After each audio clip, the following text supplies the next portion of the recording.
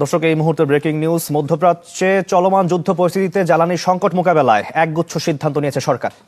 সরকারি বেসরকারি অফিস চলবে সকাল 9টা থেকে বিকেল 4টা, আর ব্যাংক খোলা থাকবে সকাল 9টা থেকে বিকেল 3টা পর্যন্ত। রাতে জাতীয় সংসদ ভবনে মন্ত্রী পরিষদ বৈঠক শেষে ব্রিফিংয়ে কথা জানান মন্ত্রী পরিষদ সচিব নাসিমুল গনি। তিনি আরও জানান, আজ থেকে সন্ধ্যা 6টার পর জরুরি দোকান ছাড়া সব দোকানপাট বন্ধ থাকবে, যা তদারকিতে গঠন করা হবে মনিটরিং সেল। এছাড়া রোববার শিক্ষা প্রতিষ্ঠানের বিষয়ে নির্দেশনা দেবে শিক্ষা মন্ত্রণালয়। কেনা হবে না নতুন যানবাহন, কম্পিউটার সামগ্রী।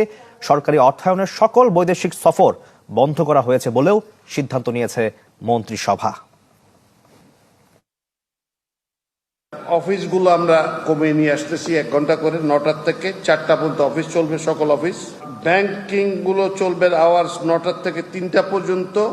অভ্যন্তরীণ প্রশিক্ষণ যেগুলো আছে সেগুলো 50